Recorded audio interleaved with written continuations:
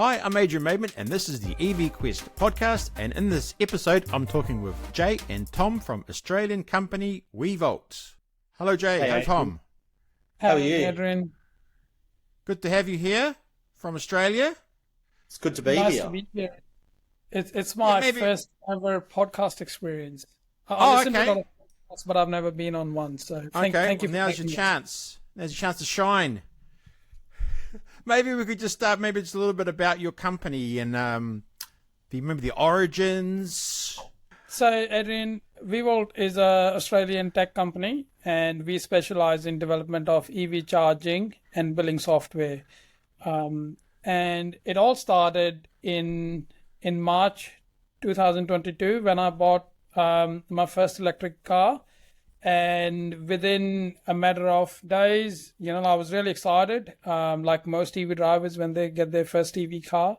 But within a matter of days, I had, I think, in excess of 7 different apps. And this was based on, recommendations on Facebook groups and some of the research that I had done myself, just to charge my vehicle in public. So at this stage, I didn't have a charger at home, and I just wanted to make sure that I was aware of if I did ever needed to charge in public, where would I go?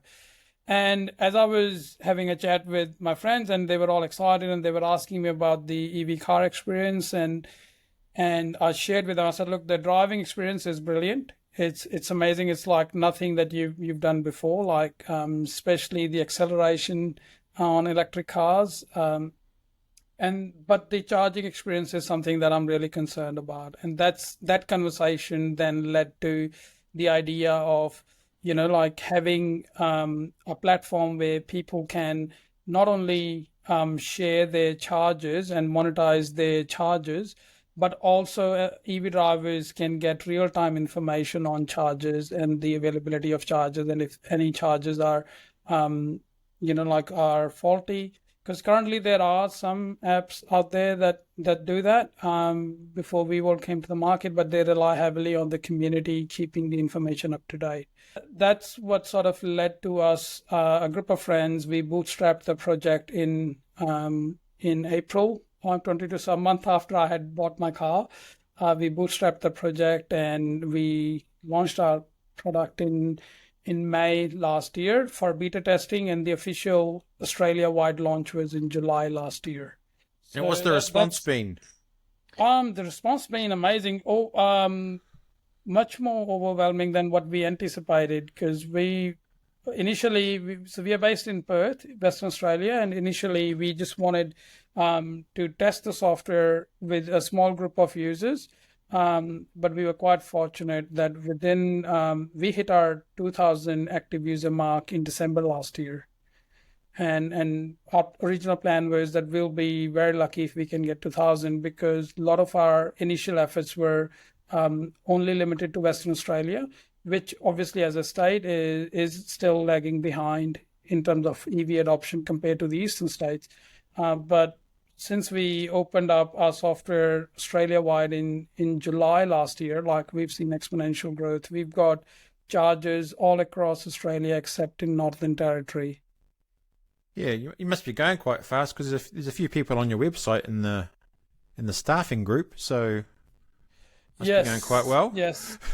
So we've got our development team that works out of our office here in Perth. And we've got myself, Tom, who's also a co-founder, and Madden, who's also a co-founder and our full-time CTO. So we've got a sort of a small team on a mission. Yeah, I think, Adrian, what we realized is that there wasn't too many companies focusing solely on software in the Australian market, and a lot of charge point network operators were white labeling solutions out of Europe or America, and it didn't quite hit the mark for the Australian market. So we made a really conscious decision to employ all of our developers and have them based here locally. It allows us that sort of flexibility and responsiveness to make changes to the product. And yeah, so that's why you would see quite a few people on our employee list. Yeah. I think it's been a great strength of ours, is that we are Australian, born, bred, developed, managed, owned. So what's the key points of the... I was interested about we got the app and everything, but that thing about you can get other people to use it and charge them out kind of thing. How does that work? I think the best, well, for lack of a better term, we wanted to be the Airbnb of EV charging. So I know it's a term that gets flung around a fair bit, but essentially we wanted to, and it comes down to better utilization of chargers as well. We see a lot of chargers that are out there that maybe get used for 4 hours every 3 days, and the other times they're sitting there doing nothing, and everyone's focused on pumping out more charging infrastructure. And we just thought, well, the charging infrastructure is there. It's just not accessible to people when they need it. So our platform is built around self-onboarding and self-management. So basically, if you can onboard a home router, then you can onboard your charger to our platform. It takes about 5 minutes, and you can self-manage as well. One thing that sort of separates Wevolt is that we have direct and instant payments that goes to the charge point owner. So the owner of the charging station doesn't have to provide energy at risk and get paid in a month or 3 months' time. Our payment system is forked, so as soon as the charging session is ended, they get paid direct, minus our little clip. So obviously, we need to make money, and we do that through transaction. Yeah. So basically, I can just drive in my car, look on the app. There's a dude down the road. I go charge there, kind of thing. Yeah. Look, I think maybe if I give a couple of use cases. Yeah. There's we have one customer over in Queensland. He lives opposite a TAFE, a school, and basically he's got a home charger. He's got solar as well. He went and had a chat to a couple of the EV drivers that park at the school, and he said, "Hey, do you want to use my charger?" And basically has put it on the Wevolt platform, and people come, instead of parking at the school, they park across the street and they charge during the day. He makes a little bit of money because instead of feeding the power back into the grid, he can on-sell it for a bit of profit. And the EV drivers are happy because they get to charge while the car's parked while they're at work. The other interesting use case, and I think it's going to be something that we see a lot more of in the future, is multi-purpose charging. So we've installed a couple of chargers at a local business here in Perth. They're going to replicate it over in Queensland as well, where they want to offer charging to their employees. So between 9 and 4, the chargers are locked from public use, and their employees can charge. But then after that, they're near coffee shops, gym, a shopping centre, and on weekends they open it up to the public and allow people to come in. They charge, I think, 45 cents a kilowatt hour, and people can just come and use the charger while it's not in use from their employees. So I think it takes off the strain of the government having to fund additional public charging infrastructure. Yeah, it's a clear idea. How would you describe the current Australian charging network then? Fragmented. Big picture. Fragmented? In one word, fragmented, I would say, is probably the most apt word. And I think All the states... Oh, sorry. Sorry, I was going to say the other word is unreliable, especially because there's a lot of first-gen legacy hardware that's still out there that has been installed without, proper maintenance plans in place. So while the chargers are there, no one really knows who's responsible for maintaining them, making sure that they are working, especially the fast charging network, the first generation. That can be quite unreliable and a bit of a pain point for EV drivers who are planning to take, trips out of the metro areas. It's work in progress. It's getting better as more and more, through government programs and private sector is definitely stepping in and sort of seeing the opportunity, because some of these bigger businesses, they want to get the premium sites, the sites that have high traffic. So it's just a matter of time. It's a shame that we're a bit slow. Takes What time. about in your state? Because usually you sort of hear more about New South Wales and Victoria. Well, WA is an interesting case because obviously it's so big. and so sparse. And no disrespect to some of the country towns, but people don't necessarily want to be stopping every 5 hours to charge for 8 hours in a country town with 20 people. So I think with that we rely, and we've been very fortunate that the government has funded a lot of fast charging on the WA EV highway. We're very fortunate in that respect, and we see our product a better fit for suburban use case. We want to get into sort of every business. We believe that EV charging will be where people are, it's not going to be a dedicated task that someone's going to drive to a petrol station and charge. The expectation of an EV driver will be to charge when they're at work, to charge when they're at the gym or at the swimming pool or at the golf course or something like that. And I think that's what we're going to start to see, and hopefully our product can enable that. At destination charging, sort of. Yeah. And just on that destination charging, Adrian, so the WA state government, they've funded, I think, top of my head, it's just over $20 million. They've made an investment, and they're setting up this skeleton network of fast chargers, and it's actually Australia's longest EV charging network, the WA EV network. And they're currently planning to install chargers, both fast and AC chargers across the regional WA, which is quite exciting. And a lot of those sites have been coming up. So I often see a lot of excitement and cheers within the Facebook, Tesla, and other EV groups. So we're getting there. As I said, it's just the problem is it's still going to be a skeleton network. Like it's not future proof. It's just basically the state government catching up to the current uptake of EVs. Looks more positive. Australia with the recent this month's sales of vehicles was quite good. New Zealand we've gone down a bit this month. Well, the last few months we've been going down, but Australia seems to be still on an upward trend.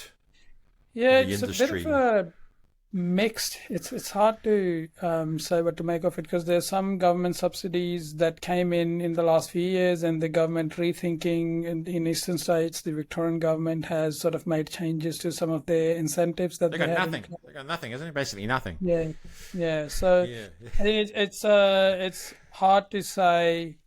It's surprising, but look, the demand is definitely there for economic reasons. People are realizing that EVs, they have low maintenance, and especially for people who are doing longer commutes, economically it makes sense to own an EV when you work out the math. So yeah.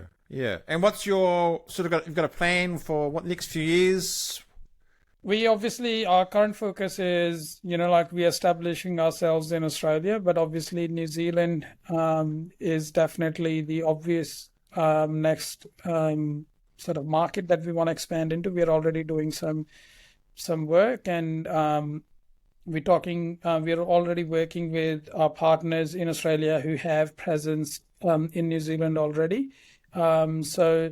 That's definitely an obvious one. And then, Asian markets is something that we are really keen on, and there's few reasons for that. One, obviously, especially when you look at Indonesia and India, and these countries have a massive uptake of EVs, not cars, but there are a lot of other, like two-wheelers. And so the charging infrastructure in those countries is growing quite rapidly, and it's facing the same challenge as everywhere else. Like it's quite fragmented. There are a lot of different players that are setting up networks and then trying to,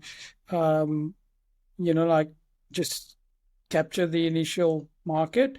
And we see ourselves with the current approach and the platform as a natural progression into these countries where we can bring those charges, sort of make them accessible through one app.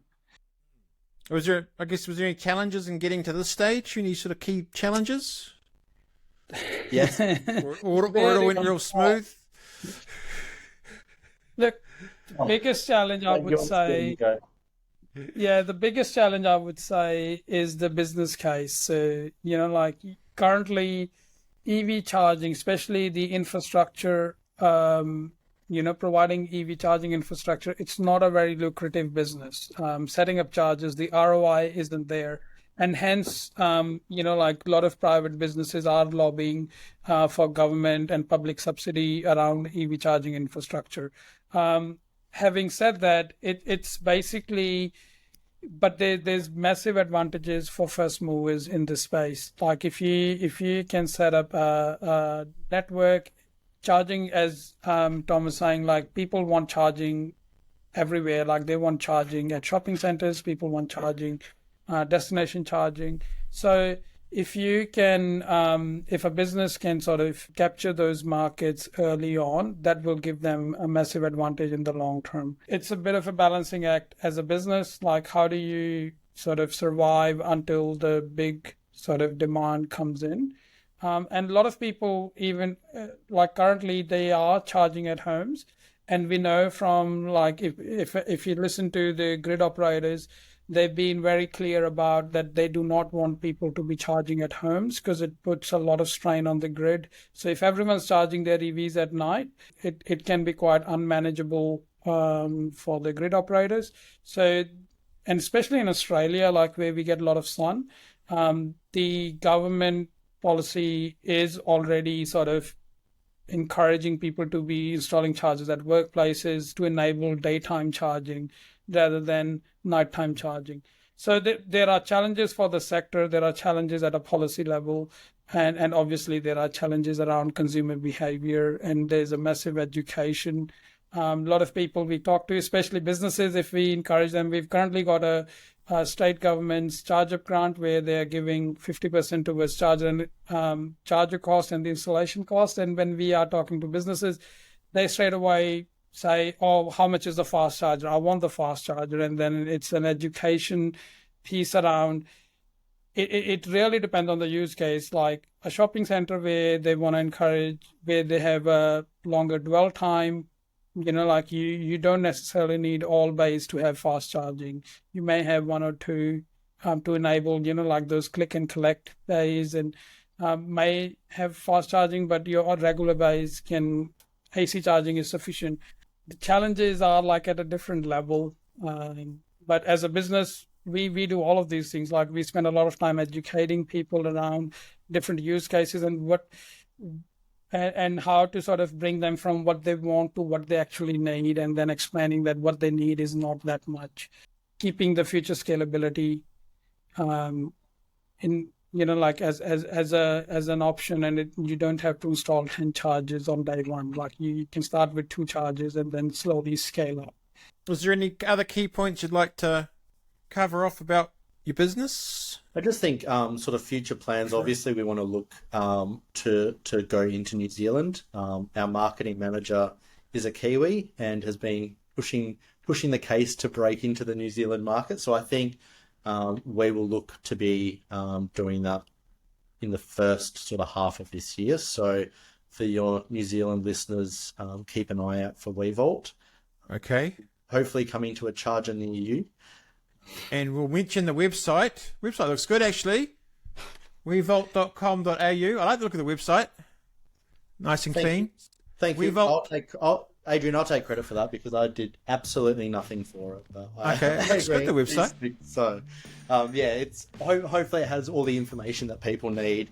And look, if people do have questions, then you can hit us up. I'm assuming we can put a email address down on the link below. Yes, I'll put that. And you're on Facebook, Instagram, Twitter, LinkedIn, and we'll put some details in all the usual places you'll find us. Okay then. Okay. Well, I'll say thank you, Tom and Jay. Thanks very much for your information, and I'll see you in New Zealand, I guess, soon.